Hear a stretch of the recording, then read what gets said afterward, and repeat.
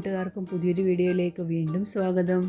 വളരെ രുചികരമായ ഒരു ഈവനിങ് സ്നാക്സ് റെസിപ്പിയാണ് നിങ്ങളുമായിട്ട് പങ്കുവയ്ക്കുന്നത്. നമുക്കിത് പെട്ടെന്ന് തയ്യാറാക്കി എടുക്കാവുന്നതേ ഉള്ളൂ. നമ്മുടെ വീട്ടിലുള്ള കുറച്ച് ഇൻഗ്രീഡിയൻസ് വെച്ചിട്ടാണ് നമ്മൾ ഈ ഫില്ലിംഗ് ഒക്കെ കൊടുത്തിത് തയ്യാറാക്കി എടുത്തേക്കുന്നത്. ഇത് തയ്യാറാക്കുന്ന വിധം നമുക്ക് പെട്ടെന്നൊന്ന് നോക്കിയാലോ.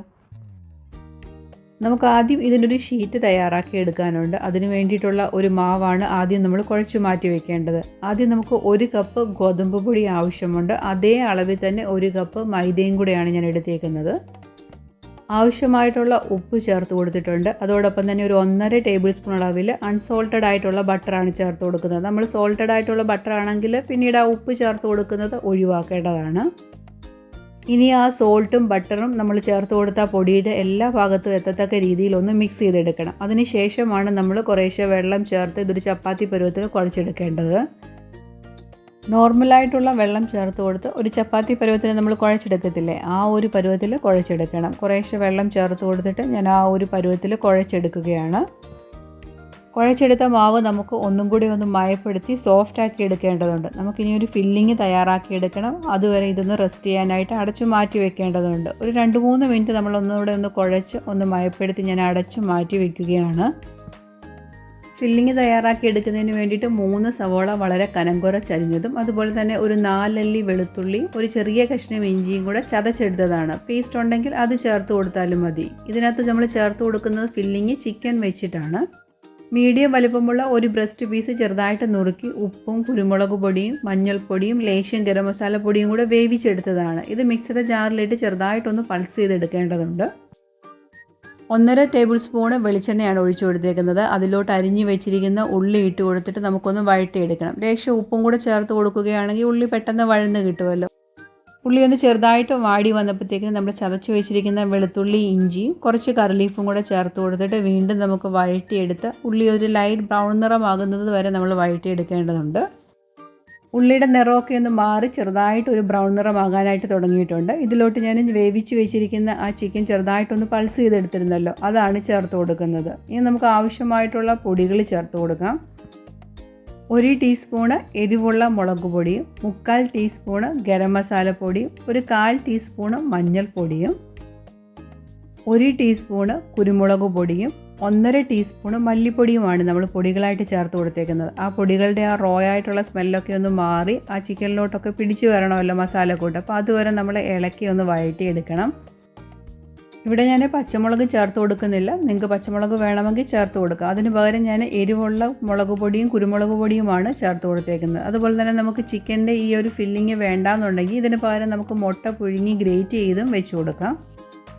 സ്നാക്സ് തയ്യാറാക്കി എടുക്കാനുള്ള ഫില്ലിങ് ഇവിടെ റെഡി ആയിട്ടുണ്ട്. ഇതിനകത്തോട്ട് നമുക്ക് അവസാനം വേണമെങ്കിൽ കുറച്ച് മല്ലിയില ചോപ്പ് ചെയ്തതോടെ ചേർത്ത് കൊടുക്കാം. ഈ ഫില്ലിങ്ങിൻ്റെ ഒരു ചൂടാറുന്നത് വരെ നമുക്കൊന്ന് വെയിറ്റ് ചെയ്യണം. കുഴച്ച് വെച്ചിരുന്ന മാവിനും ചെറിയ ഉരുളകളായിട്ടൊന്ന് കട്ട് ചെയ്ത് വെക്കുകയാണ്. നമുക്കൊരു ചപ്പാത്തി പരുവത്തിലാണ് ഇത് പരത്തിയെടുക്കേണ്ടത്. അപ്പോൾ ചെറിയ ഉരുളകളായിട്ട് ഞാൻ ആദ്യം ഒന്ന് ഉരുട്ടി മാറ്റി വയ്ക്കുകയാണ്.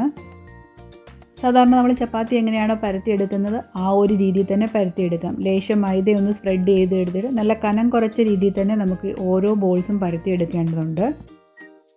പരത്തിയെടുത്ത ആദ്യത്തെ ഷീറ്റ് ഞാനൊരു പാത്രത്തിലോട്ട് മാറ്റിയിട്ടുണ്ട്. അങ്ങനെ നമ്മൾ ഉരുട്ടിയെടുത്തിരിക്കുന്ന എല്ലാ ബോളും ആദ്യം തന്നെ നമുക്കൊന്ന് ഷീറ്റായിട്ട് ഇങ്ങനെ പരത്തി വെക്കണം. അതിന് ശേഷമാണ് ഇവയെല്ലാം കൂടെ നമുക്ക് ഒരുമിച്ച് പരത്തിയെടുക്കേണ്ടത്. ഷീറ്റെല്ലാം പരത്തിയെടുത്ത ശേഷം നമുക്കിനി ഓരോ ഷീറ്റും എടുത്തിട്ട് ഇതുപോലെ ഓയിലൊന്ന് സ്പ്രെഡ് ചെയ്ത് കൊടുക്കണം. ഓയിലോ ബട്ടറോ എന്ത് വേണമെങ്കിലും നമുക്ക് സ്പ്രെഡ് ചെയ്ത് കൊടുക്കാവുന്നതാണ്. ഞാൻ ഓയിലാണ് സ്പ്രെഡ് ചെയ്ത് കൊടുക്കുന്നത്. ഇതിൻ്റെ പുറത്തോട്ട് ലേശം മൈദ നമുക്ക് ഇട്ട് കൊടുക്കണം. ഈ തയ്യാറാക്കുന്ന സ്നാക്സിന് നല്ല ലെയറായിട്ടാണ് തയ്യാറാക്കി കിട്ടേണ്ടത്. അതിന് വേണ്ടിയിട്ടാണ് നമ്മളിങ്ങനെ ഓരോ ഷീറ്റിലും ഓയിൽ തടവിയിട്ട് ഇതുപോലെ മൈദ സ്പ്രെഡ് ചെയ്ത് കൊടുത്ത് അടുക്കി വെക്കുകയാണ്. 6 ഷീറ്റാണ് ഞാൻ തയ്യാറാക്കി എടുത്തേക്കുന്നത്. ഓരോ ഷീറ്റും ഇതുപോലെ തന്നെയാണ് അടുക്കി വെക്കുന്നത്. ഓയിലൊന്ന് സ്പ്രെഡ് ചെയ്തിട്ട് ലേശം മൈദയും അതിൻ്റെ പുറത്തോട്ടൊന്ന് വിതറി കൊടുക്കുന്നുണ്ട്. അങ്ങനെ 6 ഷീറ്റും ഒരുമിച്ച് ഈ ഒരു രീതിയിലാണ് നമ്മൾ അറേഞ്ച് ചെയ്ത് വെക്കേണ്ടത്. 6 ഷീറ്റും ഇതുപോലെ മുകളിലായിട്ട് അടുക്കി വെച്ചിട്ടുണ്ട്. ലാസ്റ്റ് ഷീറ്റിലും ഓയിലൊക്കെ സ്പ്രെഡ് ചെയ്ത് മൈദയും അതുപോലെ തന്നെ തൂക്കി കൊടുത്തിട്ടുണ്ട്. ഇനി നമുക്കിത് സൈഡിൽ നിന്ന് ഇങ്ങനെയൊന്ന് മടക്കി കൊടുക്കണം. അതിനുശേഷം അതിൻ്റെ നടുക്കോട്ടും ലേശം ഓയിലും തടവി മൈദയും സ്പ്രെഡ് ചെയ്ത് കൊടുക്കേണ്ടതുണ്ട്. വീണ്ടും അവ 2 സൈഡിൽ നിന്നും മടക്കി ഇതുപോലെ ഒരു സ്ക്വയറായിട്ട് നമ്മൾ മടക്കിയെടുക്കണം. അതിനുശേഷം നല്ല കനം കുറച്ച് നമുക്ക് പരത്തിയെടുക്കേണ്ടതുണ്ട്. 6 ഷീറ്റ് ഒരുമിച്ച് നമ്മൾ പരത്തി ഇതുപോലെ കനം കുറച്ച് തന്നെ ഞാൻ പരത്തി എടുത്തിട്ടുണ്ട്. ഇതിൻ്റെ മുകളിലോട്ടും ലേശം ഓയിലൊന്ന് സ്പ്രെഡ് ചെയ്തിട്ട് മൈദയും തൂക്കി കൊടുക്കുന്നുണ്ട്. എന്നിട്ട് ഇരുവശങ്ങളിൽ നിന്നും നമുക്കൊന്ന് മടക്കി കൊടുക്കണം. ഈ ഒരു രീതിയിൽ നീളത്തിലിങ്ങനെ മടക്കിയെടുത്ത ആ ഒരു ഷീറ്റിൻ്റെ മുകളിലോട്ടും ലേശം ഓയിലൊന്ന് തടവിയിട്ട് മൈദ സ്പ്രെഡ് ചെയ്ത് കൊടുക്കണം. നമുക്ക് ലെയറായിട്ട് കിട്ടുന്നതിന് വേണ്ടിയിട്ടാണ് നമ്മൾ ഇടകലർത്തിയും മൈദയും അതുപോലെ തന്നെ ഓയിലും സ്പ്രെഡ് ചെയ്ത് കൊടുക്കുന്നത്. അവയും ഇരുവശത്തു നിന്നും ഇതുപോലെ മടക്കി സ്ക്വയർ ആക്കി എടുക്കണം. ഇനി നമ്മൾ പരത്തിയെടുക്കുമ്പോൾ ഒത്തിരി അങ്ങ് കനം കുറച്ച് പരത്തിയെടുക്കാതെ ഒരു ഇച്ചിരി കട്ടിക്ക് തന്നെ പരത്തിയെടുക്കേണ്ടതാണ്. അതിനുശേഷമാണ് നമുക്ക് ബാക്കിയുള്ള ഫില്ലിങ് കട്ട് ചെയ്ത് ഇതിനകത്ത് വെച്ച് കൊടുക്കാനുള്ളത്.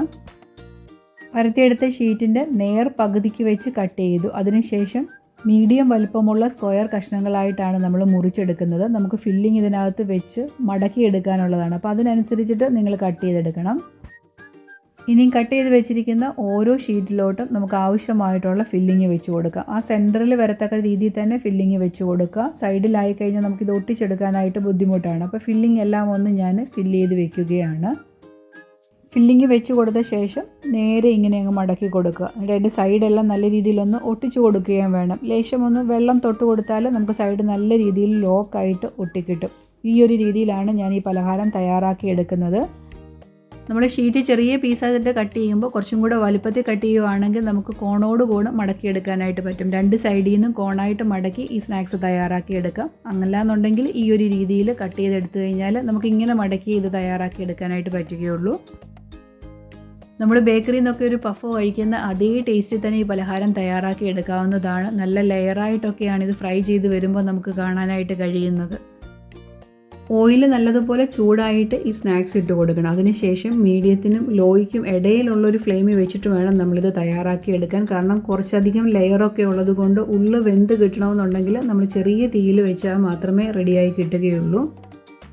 ഈ നോയമ്പ് തുറ സമയത്തൊക്കെ നമുക്ക് തയ്യാറാക്കി എടുക്കാൻ പറ്റിയ നല്ല രുചികരമായിട്ടുള്ള റെസിപ്പിയാണ്. ഇതിനകത്തെ ഫില്ലിങ്സ് നമുക്ക് ചേഞ്ചസ് വരുത്തി ചെയ്യാവുന്നതാണ്. ചിക്കന് പകരം നമുക്ക് ഏത് ഫില്ലിങ്സ് വേണമെങ്കിലും വെജിറ്റബിൾ മാത്രമേ ഉള്ളെങ്കിൽ അത് വെച്ചിട്ടും തയ്യാറാക്കി എടുക്കാവുന്നതാണ്. ഈ വീഡിയോ ഇഷ്ടപ്പെടുകയാണെങ്കിൽ ഒന്ന് ലൈക്ക് ചെയ്യാനും ആദ്യമായിട്ട് വീഡിയോ കാണുന്ന കൂട്ടുകാരുണ്ടെങ്കിൽ ഒന്ന് സബ്സ്ക്രൈബ് ചെയ്ത് കൂട്ടാക്കാനും മറന്നു പോകരുത്. നിങ്ങൾ ഇതുവരെയും തന്ന സപ്പോർട്ടിന് വളരെയധികം നന്ദിയുണ്ട്. തുടർന്നും നിങ്ങളുടെ ഓരോരുത്തരുടെയും സപ്പോർട്ട് ഉണ്ടാവണം. തിരിച്ചും മറിച്ചു പോയിട്ട് ഇതുപോലെ ഒരു ബ്രൗൺ നിറമാകുമ്പോൾ നമുക്ക് എടുത്തു മാറ്റാവുന്നതാണ്. നമ്മൾ പുറത്തുനിന്നൊരു പഫൊക്കെ കഴിക്കുന്ന അതേ ടേസ്റ്റിലാണ് നമ്മളിത് തയ്യാറാക്കി എടുത്തേക്കുന്നത്. എല്ലാം ഞാൻ ഇതുപോലെ റെഡിയാക്കി എടുത്തിട്ടുണ്ട്. ഇനി നമുക്കിതൊന്ന് കട്ട് ചെയ്ത് നോക്കാം എങ്ങനെയുണ്ടെന്ന്. പുറവശം നല്ല മൊരിഞ്ഞ് ക്രിസ്പി ആയിട്ടും ഉൾവശം നല്ല സോഫ്റ്റ് ആയിട്ടുമാണ് ഇരിക്കുന്നത്. ഇത് കട്ട് ചെയ്യുമ്പോൾ നിങ്ങൾക്ക് മനസ്സിലാകുമല്ലോ, ഉൾവശം നല്ല സോഫ്റ്റാണ്. ഫില്ലിങ്ങൊക്കെ നല്ല പ്രത്യേക ടേസ്റ്റ് തന്നെയാണ്. അപ്പോൾ ഈ രീതി നിങ്ങളൊന്ന് തയ്യാറാക്കി നോക്കണം. ഈ വീഡിയോയിൽ ഉൾപ്പെടുത്തിയിരിക്കുന്ന റെസിപ്പി നിങ്ങൾക്ക് ഇഷ്ടപ്പെട്ടിട്ടുണ്ടെങ്കിൽ നിങ്ങളുടെ ഫ്രണ്ട്സിനും അതുപോലെ തന്നെ റിലേറ്റീവ്സിനും ഒക്കെ ഒന്ന് ഷെയർ ചെയ്ത് ഈ കുഞ്ഞു ചാനലിനൊരു സപ്പോർട്ടും കൂടെ തരാൻ മറന്നു പോകല്ലേ. അടുത്ത ദിവസം മറ്റൊരു വീഡിയോയിൽ നമുക്ക് വീണ്ടും കാണാം. Thanks for watching.